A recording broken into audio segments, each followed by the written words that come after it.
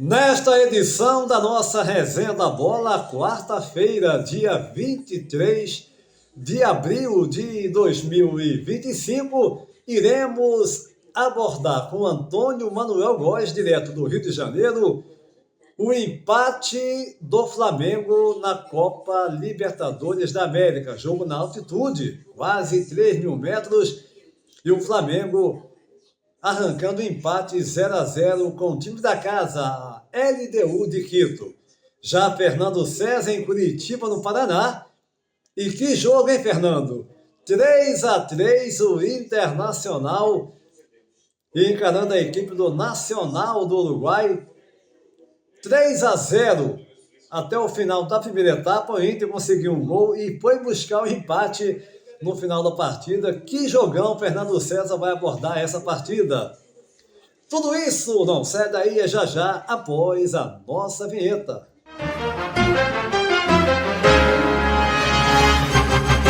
E a gente inicia mais uma edição da nossa Resenha da Bola e sem perder tempo, eu vou direto ao Brasil, Rio de Janeiro de Gandra, norte de Portugal, para a região sudeste, Rio de Janeiro, Antônio Manuel Góes. O Flamengo encarando dois adversários na noite desta última terça-feira.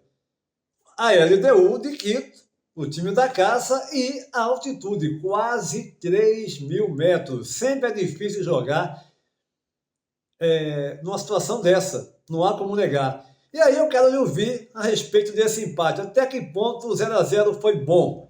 A questão toda é que os argumentos contrários, e que tem uma lógica, é claro, né, vão na linha que o Flamengo tinha que ganhar essa partida, deveria ter ganho essa partida, mediante ter perdido para a equipe do Rosário Central no Maracanã. Mas, com toda essa situação que envolve um jogo na altitude, o Flamengo conseguiu até um resultado positivo. Hein, Antônio Manuel Góes? Olá, Júnior, companheiros e seguidores da Resenha da Bola. Por mais que o tema seja abordado toda vez que um time de futebol com rotineira atividade no nível do mar é obrigado a enfrentar adversários em altitudes acima de 2.000 metros, entendo necessário ponderar sobre os efeitos provocados pelo chamado mal da montanha no organismo dos futebolistas, com reflexos específicos em cada jogador. No caso do Flamengo, Felipe Luiz não pode contar nessas ocasiões com Alan e De La Cruz, cujas fisiologias respondem negativamente a esforços em elevadas altitudes, com liminar prejuízo no planejamento tático para seu meio-campo. Como se sabe, a altitude acima de 2.000 metros interfere no desempenho aeróbico e na capacidade de recuperação em esforços de alta intensidade para quem vive no nível do mar. O ideal seria um período de 10 a 12 dias para a aclimatação dos jogadores, o que é sumariamente descartado pelo apertado calendário do futebol nas competições nacionais e continentais.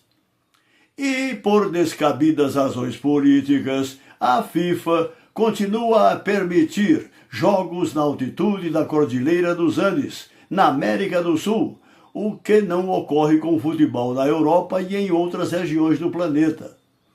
Para contrabalançar os efeitos deletérios da altitude, é prescrita, via de regra, alimentação balanceada e registrado com ajuda tecnológica o desgaste de cada profissional antes e depois dos jogos em tais condições, embora as respostas individuais não ocorram como se as medidas preventivas funcionassem à base de uma receita de bolo.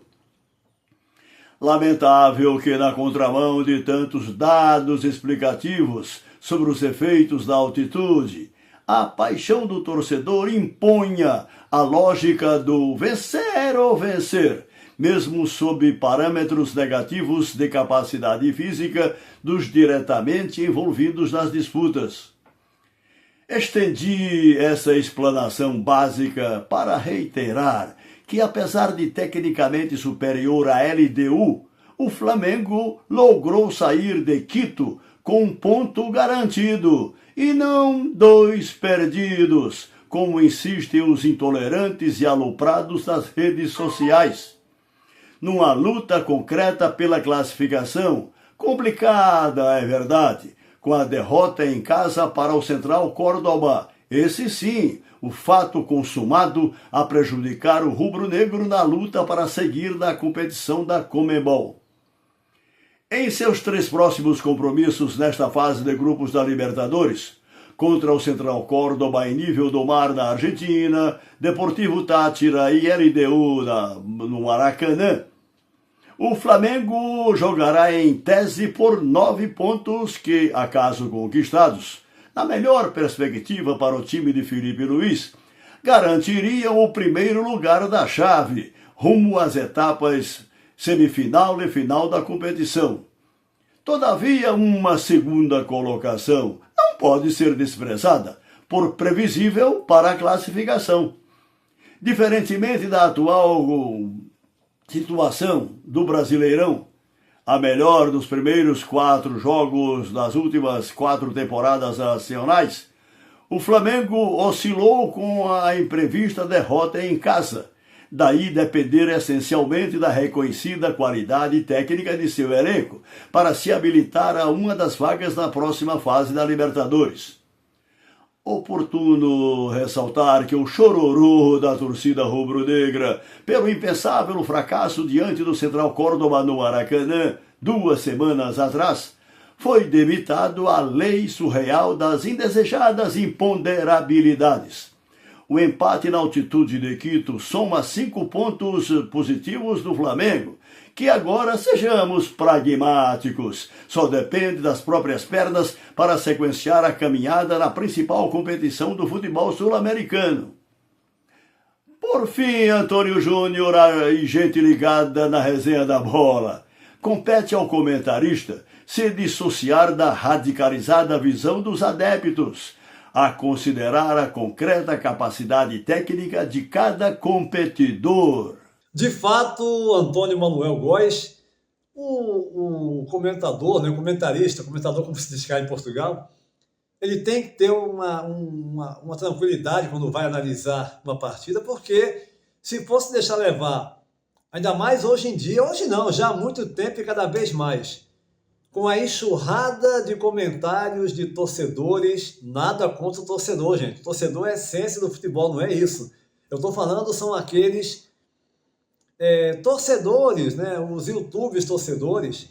Eu fico muito bem à vontade para fazer aqui uma crítica, deixando claro antes que todo mundo tem a liberdade e isso é fundamental. A internet trouxe essa possibilidade de todo mundo opinar. Agora, quando você vai ver um comentário puramente pelo lado do coração, ou puramente, né, vou deixar claro isso também,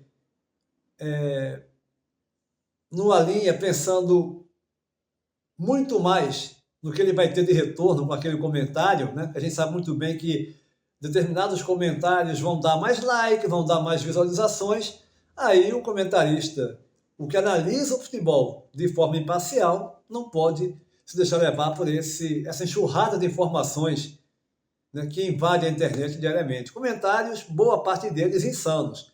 Agora, a gente, claro, quando a gente vai comentar, a gente que milita aí no meio do futebol já há muito tempo, sabe que uma equipe, por melhor que seja, pode ter falhas, pode ter problemas. Agora, particularmente, o Flamengo, nesse jogo da última terça-feira, foi uma partida até ok, uma partida legal do Flamengo. Teve aquela chance com o Luiz Araújo, podia definir a partida, é fato, é algo que o Flamengo tem que melhorar, essa questão da finalização. Agora, como você bem colocou, o Flamengo depende unicamente dele, tem que vencer, claro, o Rosário Central fora de casa, o próximo compromisso, para não fazer muitas contas nos 2 jogos que lhe restarão no Maracanã. Mas o assunto agora é aquela partida da última terça-feira também. Que jogo é esse, hein? Logo depois daquele Lyon e Manchester United, que teve uma reviravolta, gols demais. O Internacional, meu caro Fernando, em Curitiba, no Paraná, chegou a estar perdendo por 3-0 e foi buscar o empate, hein, Fernando? Olá, Júnior. Olá, amigos da resenha. E tivemos nesta terça-feira a abertura de mais uma rodada pela Copa Libertadores Conmebol e realmente o jogo que a gente teve a incumbência, embora eu tive, claro, a chance de assistir o jogo do Flamengo também, em que a equipe do Flamengo, com a altitude de Quito, acabou ficando no empate em 0-0, mas o jogo no Beira-Rio, meu amigo, quem não pôde acompanhar, perdeu de assistir um dos jogos mais emocionantes envolvendo equipes brasileiras na Copa Libertadores. Isso porque já no comecinho do jogo, a equipe do Nacional, do Uruguai, adversária da equipe do Internacional, abriu o placar, isso a 6 minutos do primeiro tempo. Para agravar a situação, alguns minutos depois, 4 minutos depois, a equipe do Nacional ainda abria maior vantagem, chegando ao segundo gol. E não bastasse tudo isso, o time uruguaio, ainda no primeiro tempo, chegou a abrir a grande vantagem de 3-0. Muita gente, os mais pessimistas, já tinham jogado a toalha, mas eis que o Roger Machado, que vem se revelando como um dos principais técnicos no momento, técnicos brasileiros, ele conseguiu, com muita inteligência, com visão de jogo, mexer na estrutura tática, puxando o Fernando como o terceiro zagueiro, que inclusive marcou o terceiro gol, o gol de empate para a equipe do Internacional, sendo apontado até como o herói do jogo, e liberou completamente os laterais, tendo inclusive os jogadores, o Alan Patrick e o Ener Valencia, jogando pela faixa central do campo, articulando jogadas, buscando exatamente o abastecimento pelas beiradas do campo, através do apoio dos laterais. E aí, claro, o Internacional, como a gente costuma dizer, encontrou o caminho das pedras, empatou o jogo e por muito pouco, pelo volume que a equipe colorada apresentou, quase que a equipe do Inter chegou a uma virada que seria realmente mais que histórica. Eu diria que esse empate, da forma como aconteceu, foi um exemplo não apenas de tática e técnica apresentadas pelo Internacional, como também a equipe gaúcha valorizou aquilo que é a característica principal do futebol gaúcho, que é a garra.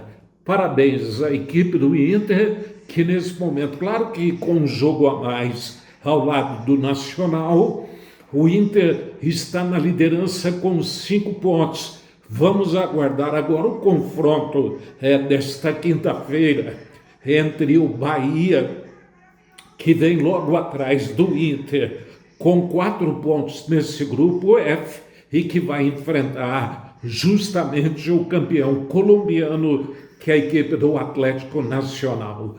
Parabéns ao Inter e, claro, para quem pôde assistir, fica na memória a certeza de que pôde acompanhar um jogo espetacular, meu caro Júnior. Tá legal, Fernando César em Curitiba, no Paraná. De fato, que partida foi essa, hein? A torcida do Internacional foi da revolta não, né? É bom lembrar que a torcida colorada, mesmo quando estava 2-0, 3-0 até, apoiou o time, cantando vamos Inter, vamos Inter.